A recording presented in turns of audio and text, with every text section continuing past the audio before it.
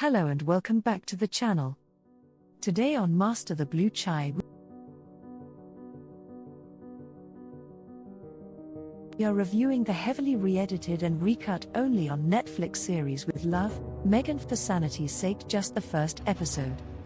So if you are not already aware, the show was initially pitched to the public as a cooking show, which really tied into the products. Remember the jams?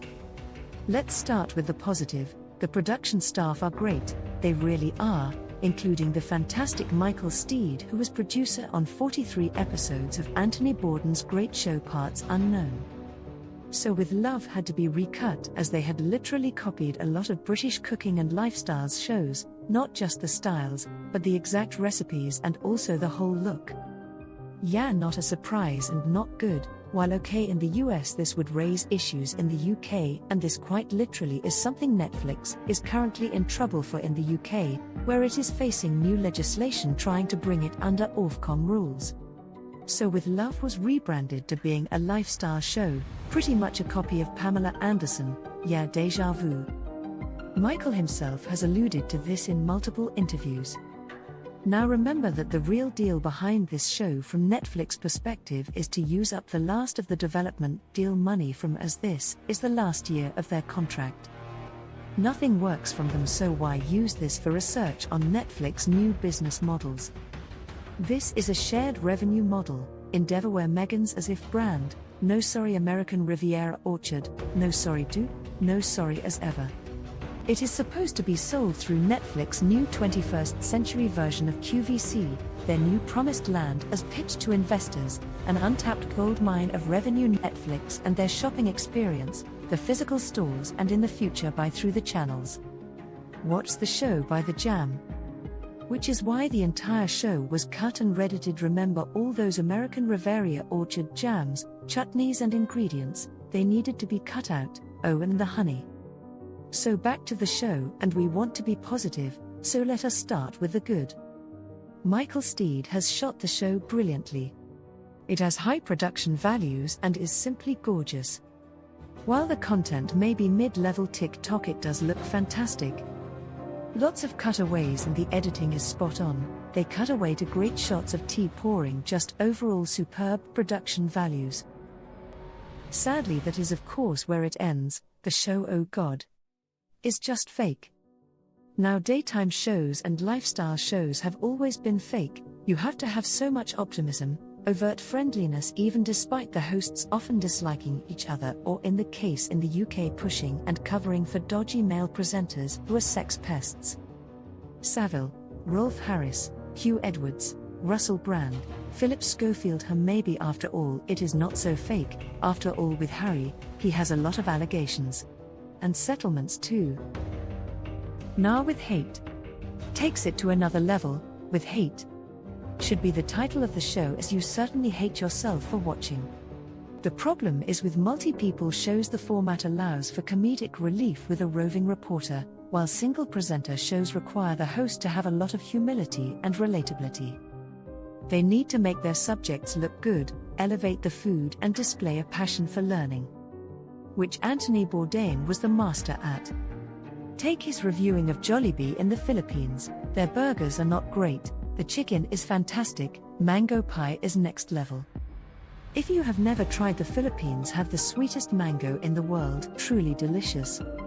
So Anthony doesn't make himself superior, he doesn't put down the food, he critiques it. The burgers are not great, but goes on about the culture and declares it possibly the most jolly place in the world. Shows kindness and never makes it about himself. A true master who is missed. Something of course Meghan can't do it, she has to make it about her, not her guests, not the tasks, it is all ego.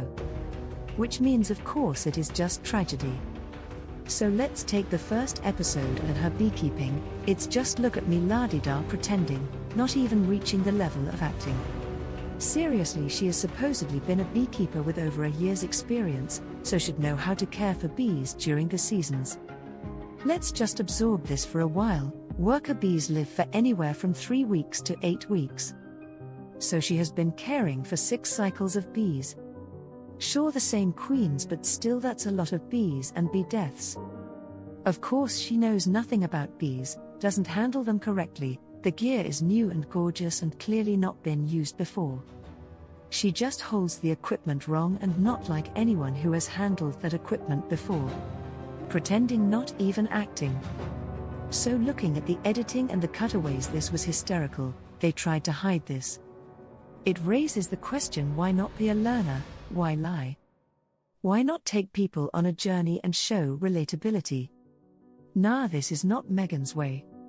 This isn't the worst, it gets so much worse.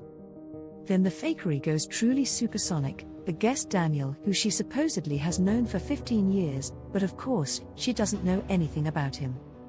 Kudos to the editor who completely drops her in it, confirming the rumors that she was a nightmare to the production team. The editor puts in when Daniel confirms he has never been to her house, through a Los Padres natural forest reference. Truly sneaky and delicious. So subtle, such a subtle dig where an egocentric celebrity of below average IQ wouldn't notice. Well played, sir, well played. She of course doesn't know any of Daniel's food tastes, or what he is allergic to. Again, they could have left this out, but didn't, in a clear mocking of Meghan. To be fair to her, on these shoots, if it isn't live you just ramble, and the editors and showrunner puts it together.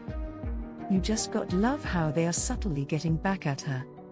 There is a disaster of a honey lemon cake which is terrible, seriously much better on TikTok.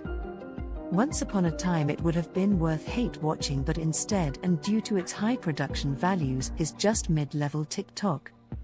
But it goes really weird as she is supposedly a beekeeper, with a bit of experience now. Remember, she has been a beekeeper for over a year but yet doesn't know how to open a bee box or even how to spoon honey.